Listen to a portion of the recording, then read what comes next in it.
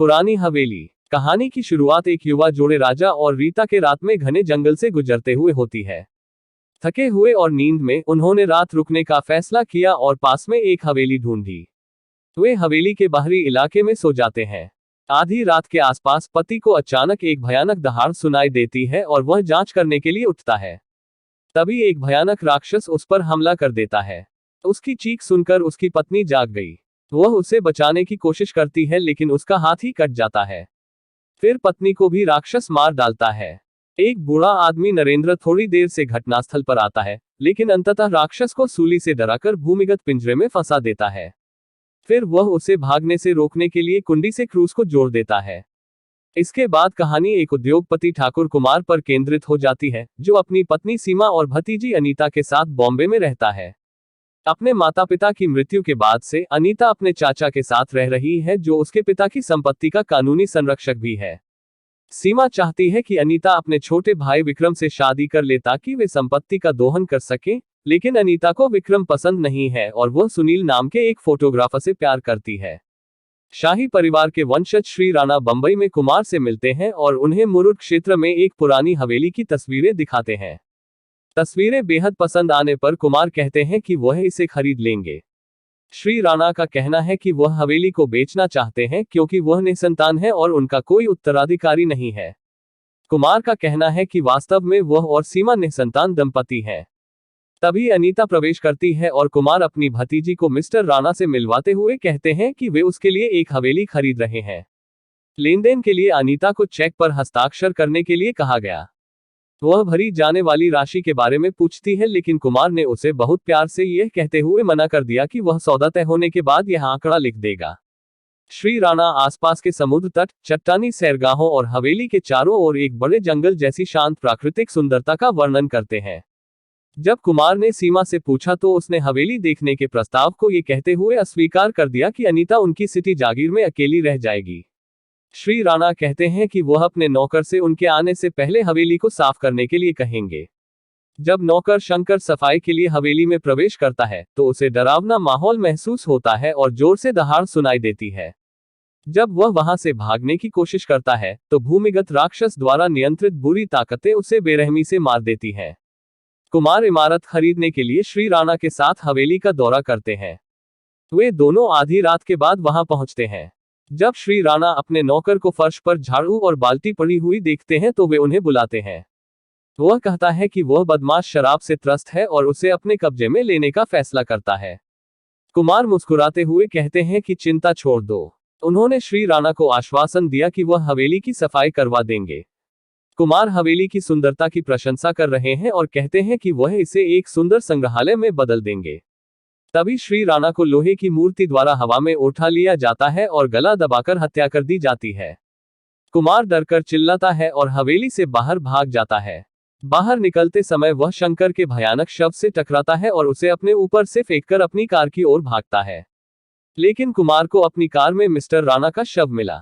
अत्यधिक भय के कारण चिल्लाते हुए वह भागने लगता है और हवेली के पीछे कब्रिस्तान में घुस जाता है। लेकिन जब वह आग के भीतरी घेरे से बच निकलने में सफल हो जाता है तो आग के विस्फोट उसे घेर लेते हैं, जिसके बाद राक्षस की आत्मा उसे भूमिगत खींच लेती है। इस बीच सीमा और विक्रम द्वारा किराए पर लिए गए कुछ गुंडों द्वारा अनीता और उसके दोस्त सुनील पर हमला किया जाता है। सीमा सुनील को अपनी हवेली में बुलाती है और उसका अपमान करती है। चूंकि विक्रम ने अनीता को धमकी दी है कि अगर उसने उससे शादी करने से इनकार किया तो वह सुनील को मार डालेगा, वह कराहने और डरकर रोने के अलावा कुछ नहीं कर सकती। उसी शाम सुनील और अनीता अपनी योजना के अनुसार एक कॉमन फ्रेंड के जन्मदिन समारोह में एक दूसरे से मिलते हैं। सुनील अनीता के साथ अपनी प्यारी यादों के बारे में गाते हैं और वे दोनों अपने खूबसूरत दिनों को याद करते हैं। घर पर अनीता को उसके बिस्तर पर फेंक दिया जाता है और जब वह अगले दिन हवेली में जाने से इनकार करती है तो विक्रम गुस्से में उसके बाल खींच देता है। शोभा और आनंद विक्रम की क्रूरता से हैरान है और उन्होंने अनीता को अपने सभी कॉलेज के दोस्तों के साथ हवेली में जाने के लिए मना लिया, क्योंकि अगले दिन सुनील उनसे वहीं मिलेगा। बाद में अनीता, विक्रम और लगभग 23 दोस्तों का एक बड़ा समूह सैर के लिए हवेली में आया। अगली सुबह सुनील भी वहां पहुंच जाता है और जंगल में अनीता पर हमला करने के लिए विक्रम की पिटाई करता है। विक्रम के एक दोस्त माइकल की पहली मंजिल की रेलिंग के पास लगी लोहे की मूर्ति से मौत हो जाती है। समय समय पर कई दिलचस्प चीजें घटती रहती हैं। सीमा और विक्रम लगातार निराश होते जा रहे हैं। अनीता वयस्क होने वाली है और अपनी संपत्ति वापस पाने वाली है, जबकि विक्रम उसे लुभाने में असफल रहता है। सीमा एक साजिश रचती है और सुनील को तहखाना कालकोट में ले जाती है, जहां विक्रम उन दोनों का इंतजार कर रहा है और पीछे से सुनील पर हमला करता है। बेचारा सुनील बेहोश हो जाता है और फिर वे सुनील को ये सोचकर कालकोठरी में बंद कर देते हैं कि अंततः वह मर जाएगा और अकेली अनीता विक्रम से शादी करने के लिए सहमत हो सकती है। सुनील कालकोठरी में ठीक हो जाता है और तब तक घूमता रहता है जब तक कि वह अपने पिंजरे में राक्षस की दहाड़ नहीं सुन लेता। वह जंजीरों को ढीला करके पिंजरे का दरवाजा खोल ही रहा होता है कि तभी अचानक बूढ़ा व्यक्ति प्रकट होता है और उसे ऐसा करने से रोकता है। सुनील ने बूढ़े व्यक्ति से दरवाजे के नीचे मौजूद वस्तु के बारे में पूछा। नरेंद्र ने बाहर जाने के बाद सच बताने का वादा किया। वह सुनील को कालकोठरी से बाहर ले जाता है और उसे उसके जीवन की दुखद कहानी बताता है। बूढ़े आदमी ने खुलासा किया कि 20 साल पहले वह शहर से वहां आया था क्योंकि उसकी पत्नी को प्रसव पीड़ा हुई थी और उसके लिए बच्चे को जन्म देना जरूरी था और इसलिए वह मदद के लिए हवेली में पहुंचा। हालांकि उन्हें एक नन द्वारा बार बार चेतावनी दी गई थी कि वे चले जाएं और वहां प्रसव न होने दें, क्योंकि उनके अनुसार हवेली के भीतर कुछ बेहद अमानवीय और अपवित्र छिपा हुआ था और यदि प्रसव हुआ तो अंततः बुराई का जन्म होगा। अपनी पत्नी की खराब हालत के कारण उस व्यक्ति ने नन की बात पर ध्यान नहीं दिया और उसकी पत्नी ने अपने बच्चे को जन्म दिया। हालांकि वह तब हैरान रह गया जब उसे पता चला कि उसकी पत्नी ने शैतान को जन्म दिया था और इस प्रक्रिया में वह खुद मर गई और नन सही थी। दुखी आदमी ने नन की मदद से राक्षस को पिंजरे में बंद कर दिया और अपने जीवन के 20 साल उसी हवेली में बिताए ताकि राक्षस किसी को नुकसान न पहुंचा सके।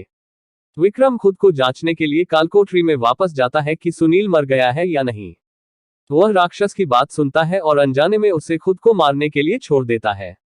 राक्षस अब स्वतंत्र होकर हिंसक उत्पात मचाता है और हर जगह लोगों को मारता है। सभी लोग तुरंत हवेली खाली कर बस से भाग जाते हैं।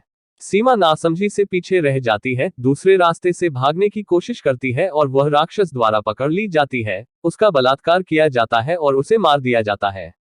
राक्षस उस बस की ओर बढ़ता है जो एक चर्च के पास से टूट गई है और राक्षस 2 लड़कियों और बूढ़े आदमी को भी मार डालता है। राक्षस चर्च में प्रवेश करता है और सर्वशक्तिमान के आवेग से पीड़ित होता है। अंततः उसे सूली पर चढ़ा दिया जाता है और उसके शरीर को आग के हवाले कर दिया जाता है, जिससे उसका आतंक का शासन हमेशा के लिए समाप्त हो जाता है।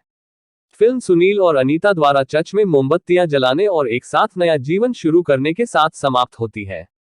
आपको ये कहानी कैसी लगी नीचे कमेंट करके हमें जरूर बताइएगा। अगर आपको ये कहानी पसंद आई हो तो अपने दोस्तों के साथ जरूर शेयर करें और ऐसी ही प्यारी कहानियां सुनने के लिए हमारे YouTube चैनल से जुड़े।